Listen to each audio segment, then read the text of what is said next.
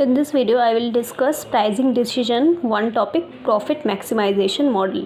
Okay, profit maximisation model, इसमें क्या होता है? प्राइजिंग मॉडल इसमें जो प्राइस कैसे डिटरमाइन करते, देखिए, pricing model is a mathematical model which uses economic theory of pricing. ठीक है, यहाँ पे जो है मैथमेटिकली हम लोग क्या करते हैं, प्राइस डिराइव करते हैं, जो कि यूज़ करते हैं इकोनॉमिक थ्योरी ऑफ प्राइजिंग. और इकोनॉमिक थ्योरी ऑफ प्राइजिंग क्या कहता है? इकोनॉमिक थ्योरी ऑफ प्राइजिंग के हिसाब से profit is maximum at a level of output where marginal revenue is equal to marginal cost. मतलब जब मार्जिनल रेवेन्यू मार्जिनल कॉस्ट के बराबरी में आता है, तब जिस लेवल पे, ठीक है, जो लेवल निकलता है आउटपुट का, जो क्वांटिटी निकलता है, उसमें क्या होता है, प्रॉफिट जो होता है सबसे ज़्यादा होता है. प्रॉफिट मैक्सिमम होता है लेवल ऑफ आउटपुट जब मार्जिनल कॉस्ट मार्जिनल रेवेन्यू के बराबरी में होता है. ठीक है, तो वो लेवल निकलने के बाद हम लोग क्या कर सकते हैं, ये मॉडल डिटरमाइन करता है कि वो उस लेवल तक क्या करना पड़ेगा, प्रोडक्शन कंटिन्यू रख सकते हैं. मतलब उस लेवल तक कंटिन्यू रखेंगे तो क्योंकि मेरा क्या होगा, प्रॉफिट जो होगा मैक्सिमम होगा. Production up to which production can be continued. Okay, अब क्या क्या इक्वेशन है, ठीक है, तो इक्वेशन प्राइस फंक्शन का क्या इक्वेशन है, पी मतलब क्या होता है, प्राइस, ए माइनस बी क्यू. ठीक है, सबसे पहले सब ना पहले अच्छे से डिस्कस कर लेते हैं, उसके बाद फिर मैं आपको एग्जांपल के साथ भी ये बताऊंगी. ठीक है, तो ए माइनस बी क्यू, पी मतलब क्या होता है, प्राइस. ठीक है, ए का मतलब क्या होता है, ऐसा प्राइस जब तुम्हारा इस डिमांड जो होगा एकदम ही ख़त्म हो जाएगा, जिसमें कुछ डिमांड ही नहीं होगा. ठीक है, price at which demand is zero. और ये ना सब क्वेश्चन में गिवन रहेगा. ठीक है, कभी ए गिवन रहता है, कभी ए निकालना पड़ता है. बी का मतलब क्या होता है, slope of the demand curve. ठीक है, तो इसका मतलब क्या होता है, बी का मतलब होता है कि, ठीक है, यहाँ पे दिया हुआ है, यहाँ पे देखिए, change in price divided by change in quantity. B का मतलब क्या हुआ कि प्राइस कितना कम रहा है एक क्वांटिटी के डिमांड के बढ़ने से, या तो प्राइस कितना बढ़ रहा है एक क्वांटिटी के डिमांड के कमने से. ठीक है, दोनों में से कुछ भी एक दिया हुआ रह सकता है. ठीक है, तो चेंज इन प्राइस या divided by change in quantity B. ठीक है, उसके बाद क्यू मतलब क्या होता है, क्वांटिटी कितना डिमांड हुआ. ठीक है, P equals to A minus B Q. ठीक है, इसको ना लर्न करना पड़ेगा. ठीक है, क्योंकि ये जो है पूरा मैथमेटिकल फार्मूला है, तो ये फार्मूला है, तो इसको क्या करना पड़ेगा, याद रखना पड़ेगा. ठीक है, ये प्राइस फंक्शन का फार्मूला है. अब मार्जिनल रेवेन्यू का यहाँ पे डायरेक्ट दिया हुआ है ए माइनस टू बी क्यू. ठीक है, बट इसको कैसे डिराइव करते हैं, ठीक है, ये जो है डेरिवेटिव फार्मूला से जो होता है, डेरिवेटिव फंक्शन से इसको डिराइव करते हैं. अब ये कैसे डिराइव करते हैं ये मैं आपके साथ डिस्कस करती हूँ.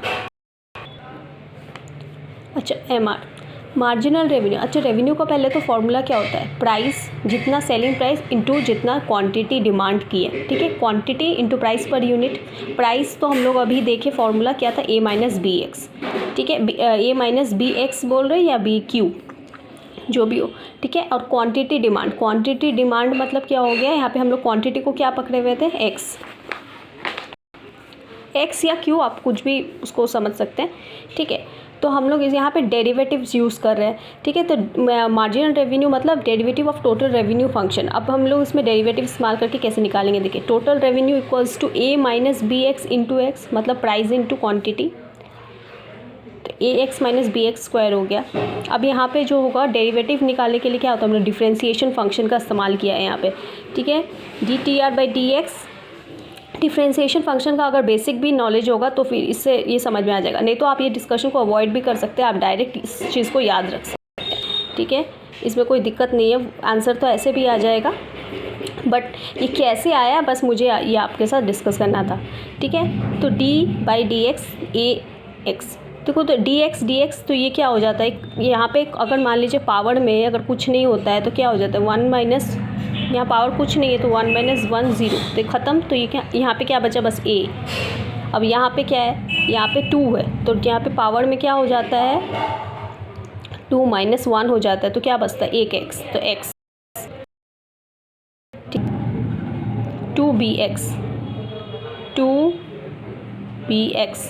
पावर वाला जो है वो यहाँ सामने आ जाता है, 2bx. तो ये क्या आ गया, a माइनस 2bx. और मार्जिनल कॉस्ट का मतलब क्या हो जाता है, मार्जिनल कॉस्ट का मतलब होता है जो वेरिएबल कॉस्ट होता है, ठीक है, मार्जिनल कॉस्ट। तो मार्जिनल रेवेन्यू और मार्जिनल कॉस्ट को अगर हम लोग कंपेयर, इसमें वही बोला था कि तब तुम्हारा क्या होता है, लेवल ऑफ आउटपुट जिस पे प्रॉफिट मैक्सिमम हो, तो क्या वो लेवल ऑफ आउटपुट जो होता है, हम लोग जिसको एक्स या क्यू पकड़े थे, वो एक्स निकल जाएगा, ठीक है, वो यूनिट निकल जाएगा। अब इसको अगर फिर प्राइस फंक्शन में जब डालेंगे, प्राइस फंक्शन क्या था मेरा, price function a minus B X था, तो उसमें अगर x डालेंगे और तो क्या हो जाएगा, मेरा प्राइस निकल जाएगा, ठीक है, प्राइस पर यूनिट आ जाएगा।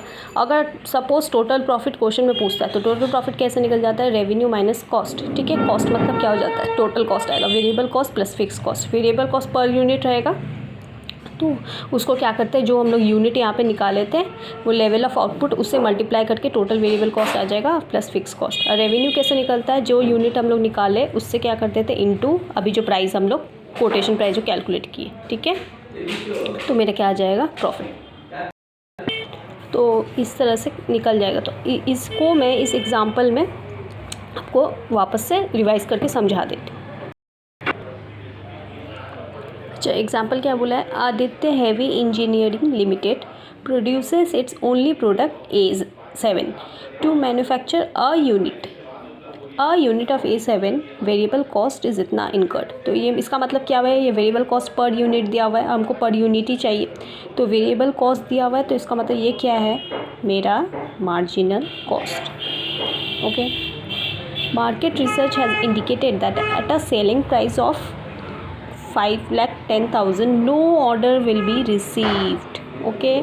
इसका मतलब क्या हो गया, इस प्राइस में मेरा डिमांड जो है वो कुछ नहीं है, ज़ीरो है, तो मेरा क्या है, price at which demand is zero, वो क्या होता है, ए, तो ये क्या हो गया मेरा A. But the demand for A7 will be increased by 2 units with every 5,000 reduction in the unit below 510। अब क्या बोल रहा है कि हर एक 5,000 करके अगर पैसा कमता गया, रुपए कमते गया, ठीक है, अगर प्राइस कमाते रहे तो मेरा क्या हो जाएगा, दो यूनिट करके बढ़ता रहेगा। तो इससे मेरा क्या निकल जाएगा, बी निकल जाएगा। बी का क्या फॉर्मूला था, change in price divided by change in quantity. तो प्राइस में कितना चेंज,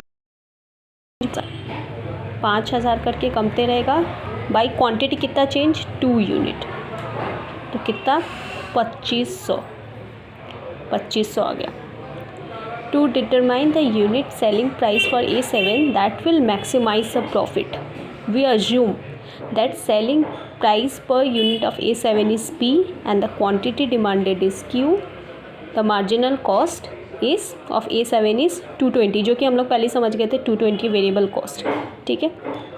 अब यहाँ पे क्या बोल रहा है, वही यूनिट सेलिंग प्राइस, यानी कि वो लेवल निकालने, मतलब यूनिट सेलिंग प्राइस निकालना बोल रहा है, जो कि मैक्सिमाइज करेगा प्रॉफिट।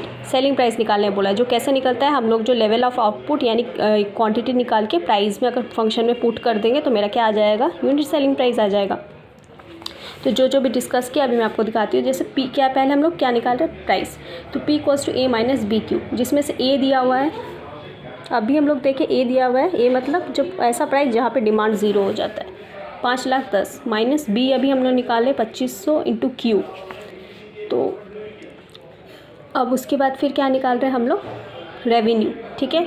अब मार्जिनल रेवेन्यू का फॉर्मूला क्या था, marginal revenue A minus 2B Q, A minus 2B मतलब वही 2500 Q, इससे अब निकल जाएगा मार्जिनल रेवेन्यू, ठीक है। मार्जिनल रेवेन्यू ये आ गया। अब मार्जिनल कॉस्ट जो कि 2,20,000 है। अब दोनों क्या होता है, अब कब तुम्हारा प्रॉफिट मैक्सिमम होता है, किस लेवल पे, जब मार्जिनल रेवेन्यू मार्जिनल कॉस्ट के बराबर हो। तो ये था मेरा मार्जिनल रेवेन्यू, ये था मार्जिनल कॉस्ट।